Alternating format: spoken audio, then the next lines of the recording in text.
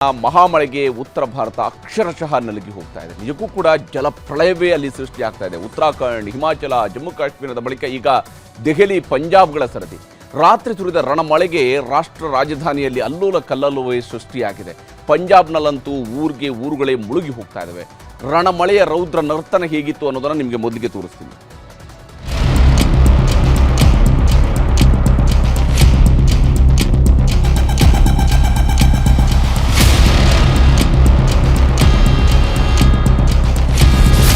ಉತ್ತರ ಭಾರತಕ್ಕೆ ರಣಮಳೆಯ ದಿಗ್ಬಂಧನ. ವರುಣಾರ್ಭಟಕ್ಕೆ ತತ್ತರಿಸಿದ ದಿಲ್ಲಿ, ಪಂಜಾಬ್. ರಾಷ್ಟ್ರ ರಾಜಧಾನಿಯಲ್ಲಿ ಸುರಿದ ಭಾರೀ ಮಳೆ ಅವಾಂತರಗಳ ಸುರಿಮಳೆಯನ್ನೇ ಸೃಷ್ಟಿಸಿದೆ. ಯಮುನಾ ನದಿ ಅಪಾಯದ ಮಟ್ಟ ಮೀರಿ ಹರಿತಿದೆ. ಜನರ ಬದುಕನ್ನ ಅಲ್ಲೋಲ ಕಲ್ಲೋಲ ಮಾಡಿಬಿಟ್ಟಿದೆ. ಹತ್ನಿ, ಕುಂಡ್, ವಜೀರಾಬಾದ್ ಹಾಗೂ ಓಕ್ಲಾ ಬ್ಯಾರೇಜ್ನಿಂದ ಅಪಾರ ಪ್ರಮಾಣದ ನೀರು ಬಿಡುಗಡೆ ಮಾಡಲಾಗಿದ್ದು, ಯಮುನಾ ಜಲಾನಯನ ಪ್ರದೇಶದಲ್ಲಿ ಜನರಲ್ಲಿ ಪ್ರವಾಹ ಕಣ್ಣೀರು ತರಿಸಿದೆ.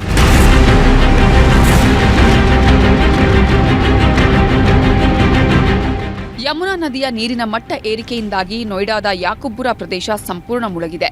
ಮನೆಗಳು ಜಲಾವೃತಗೊಂಡಿವೆ. ಜನರನ್ನ ಸುರಕ್ಷಿತ ಸ್ಥಳಗಳಿಗೆ ಸ್ಥಳಾಂತರಿಸಲಾಗುತ್ತಿದೆ.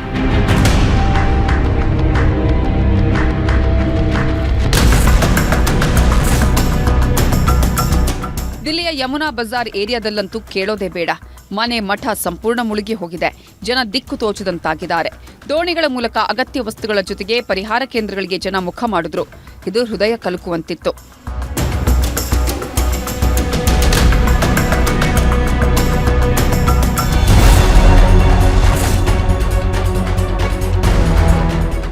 ದೆಹಲಿಯ ಮಜ್ನುಕಾ ತೀರ ಪ್ರದೇಶ ಸಂಪೂರ್ಣ ಮುಳುಗಡೆಯಾಗಿದೆ. ಇರೋಬರೋ ಮನೆಗಳೆಲ್ಲ ನೀರು ನುಗ್ಗಿದ್ದು, ಸುರಕ್ಷಿತ ಪ್ರದೇಶಗಳಿಗೆ ಜನರನ್ನ ಶಿಫ್ಟ್ ಮಾಡೋದು ಕೂಡ ಸವಾಲಾಗಿತ್ತು.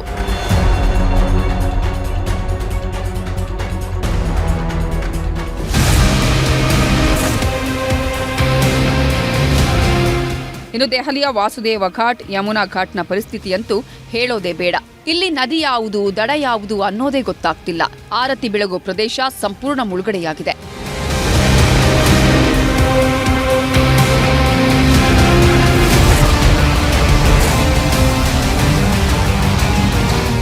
ಇನ್ನು ದೆಹಲಿಯ ಬುರಾರಿ ಏರಿಯಾವಂತೂ ಸಂಪೂರ್ಣವಾಗಿ ಸಮುದ್ರದಂತೆ ಭಾಸವಾಗ್ತಿದೆ. ದೋಣಿಗಳ ಮೂಲಕ ಜನರನ್ನ ಸ್ಥಳಾಂತರ ಮಾಡಲಾಯಿತು.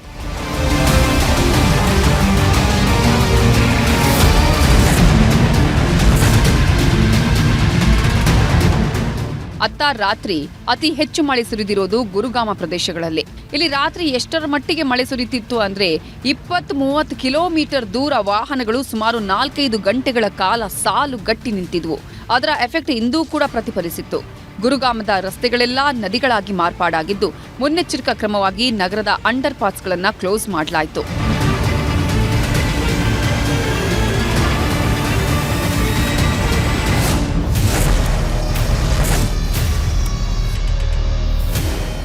ದೆಹಲಿಯಲ್ಲಿ ಮಳೆ ಸೃಷ್ಟಿಸಿರೋ ರಾದ್ಧಾಂತ ಅಷ್ಟಿಷ್ಟಲ್ಲ. ಜನರಿಗೆ ಪುನರ್ವಸತಿ ಹಾಗೂ ಪರಿಹಾರ ಕೇಂದ್ರಗಳನ್ನು ಸ್ಥಾಪಿಸುವುದು ಕೂಡ ಸವಾಲಾಗಿದೆ. ಪ್ರವಾಹ ಪೀಡಿತ ಪ್ರದೇಶಗಳಿಗೆ ಸಿಎಂ ರೇಖಾ ಗುಪ್ತಾ ಭೇಟಿ ಕೊಟ್ಟು ಪರಿಶೀಲನೆ ನಡೆಸಿದ್ರು. ಇನ್ನು ನೋಯ್ಡಾಗೆ ರೆಡ್ ಅಲರ್ಟ್ ಘೋಷಿಸಲಾಗಿದ್ದು, ಗುರುಗ್ರಾಮಕ್ಕೆ ಯೆಲ್ಲೋ ಅಲರ್ಟ್ ನೀಡಲಾಗಿದೆ. ಸಾಕಷ್ಟು ಮುನ್ನೆಚ್ಚರಿಕೆ ವಹಿಸುವಂತೆ ಹವಾಮಾನ ಇಲಾಖೆ ಎಚ್ಚರಿಸಿದೆ. ಹೀಗಾಗಿ ನಾಳೆಯೂ ಶಾಲಾ ಕಾಲೇಜುಗಳಿಗೆ ರಜೆ ನೀಡಲಾಗಿದೆ.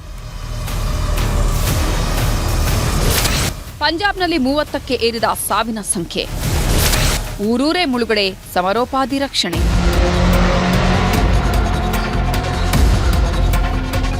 ಇದು ರಾಷ್ಟ್ರ ರಾಜಧಾನಿಯಲ್ಲಿ ಸೃಷ್ಟಿಯಾಗಿರೋ ಪ್ರವಾಹದ ಅವಾಂತರವಾದ್ರೆ, ಪಂಜಾಬ್ ರಾಜ್ಯದಲ್ಲಂತೂ ಮಳೆ ಸಾವಿನ ರೂಪದಲ್ಲಿ ಅಪ್ಪಳಿಸಿದೆ. ಇವರಿಗೆ ಪ್ರವಾಹದಿಂದ ಸಾವನ್ನಪ್ಪಿದವರ ಸಂಖ್ಯೆ 30ಕ್ಕೆ ಏರಿಕೆಯಾಗಿದ್ದು, ಲಕ್ಷಾಂತರ ಮಂದಿ ನಿರಾಶ್ರಿತರಾಗಿದ್ದಾರೆ. ಎನ್ಡಿಆರ್ಎಫ್, ಎಸ್ಡಿಆರ್ಎಫ್ ರಕ್ಷಣಾ ಕಾರ್ಯಾಚರಣೆಯಲ್ಲಿ ತೊಡಗಿಸಿಕೊಂಡಿದೆ.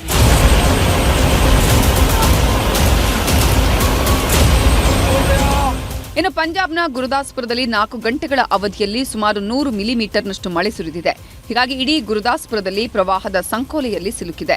ಎನ್ಡಿಆರ್ಎಫ್ ತಂಡ ಸ್ಥಳಕ್ಕೆ ತೆರಳಿ ಪರಿಹಾರ ಸಾಮಗ್ರಿಯನ್ನ ವಿತರಣೆ ಮಾಡುತ್ತಿದ್ದು, ಸುರಕ್ಷಿತ ಪ್ರದೇಶಗಳಿಗೆ ಸ್ಥಳಾಂತರಿಸಲಾಗಿದೆ. ಶಾಲಾ ಕಾಲೇಜುಗಳಿಗೆ ನಾಳೆಯೂ ರಜೆ ಘೋಷಿಸಲಾಗಿದೆ.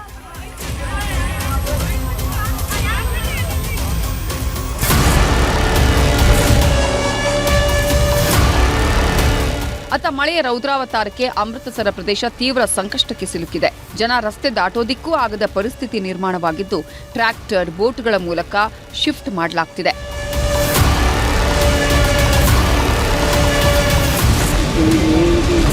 ಇನ್ನು ಪಂಜಾಬ್ನ ಫಿರೋಜ್ಪುರದಲ್ಲಿ ಪ್ರವಾಹ ಪರಿಸ್ಥಿತಿ ವೀಕ್ಷಿಸಿದ ಸಿಎಂ ಭಗವಂತ್ ಸಿಂಗ್ ಮಾನ್ ಸಂತ್ರಸ್ತರ ಪರಿಸ್ಥಿತಿ ನೋಡಿ ಭಾವುಕರಾದರು.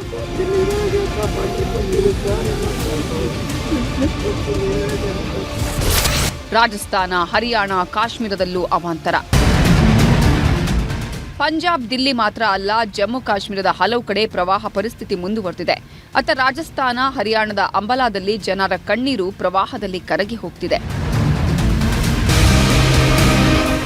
ಮಹಾಮಳೆ ಅವಾಂತರ ಇಷ್ಟಕ್ಕೆ ತಗ್ಗುವ ಲಕ್ಷಣಗಳು ಕಾಣಿಸ್ತಿಲ್ಲ. ಸೆಪ್ಟೆಂಬರ್ನಲ್ಲಿ ಭಾರತದ ಹಲವು ಕಡೆ ಸಾಮಾನ್ಯಕ್ಕಿಂತ ಹೆಚ್ಚು ಮಳೆಯಾಗೋ ಸಾಧ್ಯತೆ ಇದೆ. ಇದರಿಂದ ಪ್ರವಾಹ, ಭೂಕುಸಿತದ ದುರ್ಘಟನೆ ಸಂಭವಿಸೋ ಸಾಧ್ಯತೆ ಇದೆ ಅಂತ ಭಾರತೀಯ ಹವಾಮಾನ ಇಲಾಖೆ ಮುನ್ನೆಚ್ಚರಿಕೆ ಕೊಟ್ಟಿದೆ. Bureau report, news 18.